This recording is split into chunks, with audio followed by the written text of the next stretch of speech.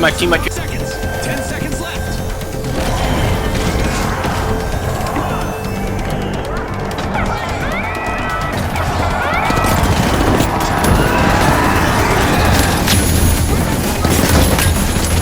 Don't shield active.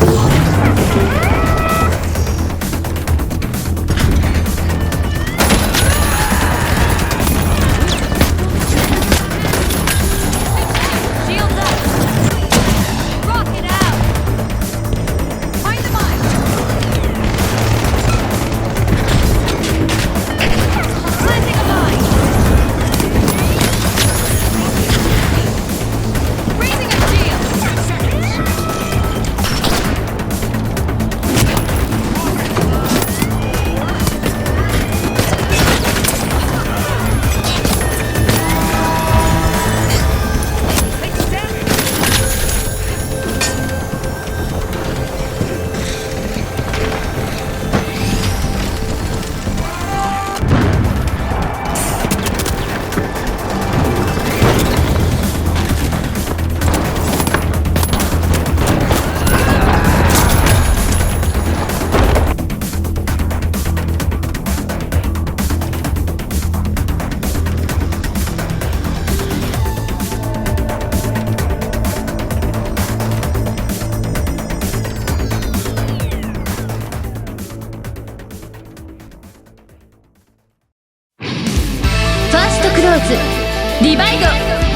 Hey guys, so this is part 3 of my Spear Guide series. We're going to go into a bit more about combat, as well as using abilities, and really just wrapping up my thoughts of the spear as a weapon. So let's start with the heavy attack bug. So currently there is a bug in the game where if there is debris or objects around you, like shields or barrels or etc., it prevents you from damaging the enemies with the heavy attack. The only way around that is if you somehow get rid of the debris or if you just spam left click. Now this doesn't seem to happen too often, but it has happened enough to the point where it prevented me from getting a large amount of kills in game. Embark, please fix. Okay, so let's move on to loadout and kit. In my personal opinion, I think if you're playing solo, the best pick would be Charge and Slam. The reason being that the Charge and Slam can actually cancel the sprint lock that happens after emote canceling. So you can use it as a very powerful cleanup tool, as well as start a really good engagement when there's a lot of people bunched up together. So here's also a quick tutorial for the Charge and Slam.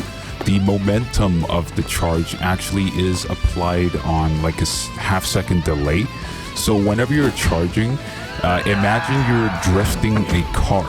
So in order to go whichever direction you want to go, you want to kind of make very linear movements, like air strafing in CS. And when you're ready to do the attack, you just want to choose a direction and then just veer towards it. And then once you do, you will go directly in that direction with the jump. And this way you can get consistent slam cleanups when you're finishing your combo. So the mesh shield, I originally thought it was going to be quite strong because the fact that you can pop it on and then pop it off. However, after testing, you really need some good teammates in order to play with the mesh shield, or just have a good team cohesion overall. And the reason why it's so weak is that you just don't have Charge and Slam to clean up enemies, which is one of your best tools to get kills. So it's always going to be like a 50-50 whether you kill the enemy or not, as you know, you're using the mesh shield to engage or to run away. It's really just not at all that useful. So what this means is that you would have to rely heavily on your teammates to do damage, and to be honest, if you don't have a gun, it's not really that worth it. But regardless, if you do have a good team, the mesh shield could be a good pick. Because what you can do is you can slide towards the enemy with your shield up, and you can just constantly toggle on and off during your combos to block damage. So I imagine it'd be pretty strong if you're good with it. But you do have to have a team for sure. Now the Winch Claw suffers the same issue as the mesh shield, simply due to the fact that it isn't Charge and Slam. The Winch Claw does do a good amount of stun on the enemy and also does drag them towards you. However, it doesn't guarantee a kill, and it's just very slow to use overall. Now the story becomes different when you have teammates that do stuff, because what they can do is just instantly melt the person that's coming towards you as you claw them in. And it's a really good light denial tool for when there's just one light that's really good. You can just instantly shut them down with the winch claw. And the glue gun, yeah. Remember what I said earlier about the debris and the bug? Yeah, this is what's going to happen. Don't use it. Now, the best setup for equipment, I think, for the spear is dome shield, barricade, and RPG. You can swap the RPG with any type of explosive, or you can swap it out with a incense mine if you feel like it. But the must-haves are the barricades. You can try goo if you want, but just remember what I said earlier about the collision bug. You can also swap out dome shield for a offensive, but I use it mainly just to res teammates because I play solo. You want to avoid glitch or any type of gas because they're going to prevent you from assaulting the enemy, basically. You also want to avoid explode mines simply because they can kill you as much as they can kill the enemy. So unless you're gonna put it somewhere else not near you, don't take the explode mines. Alright, so now on to some strategy. So depending on the situation of the engagement, I will choose what attack to use. And I first like to start out with a light attack and a melee, and then into charge and slam, and then finish off with heavy with the emote cancel. Or if the enemy starts running away, you can cancel on the second heavy and then start spamming light attacks at them. And then when they get far enough, you can either charge and slam them or shoot RPG and then just instantly kill them. You also want to slide as much as possible because of the simple fact that you have zero mobility with the spear. So sliding allows you to get distance on your downtimes, which allows you to get easier cleanups on people, as well as quickly enter and quickly retreat. You want to play the spear really passively and safely.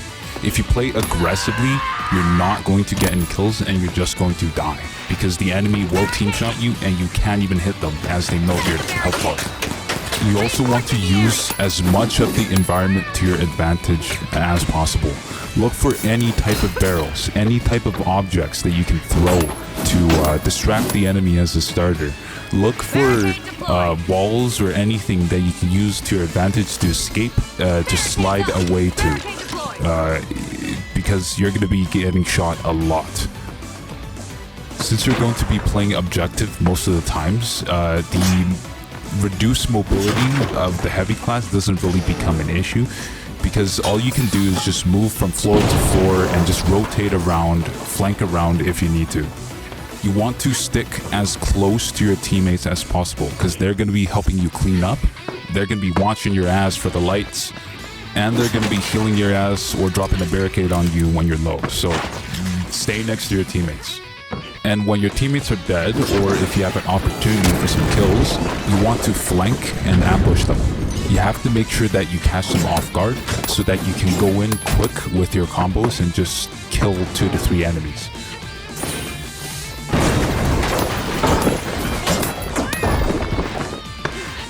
So here's just some miscellaneous discoveries about the spear and some things to update about the previous 2 parts. So thanks to this guy right here for showing me, but if you hop off a zipline and instead of doing your slide combos to get a moving heavy attack, you can actually just bunny hop. So if you bunny hop out of that, you actually get more distance, as you can see right here. It's not a lot, but it is more distance.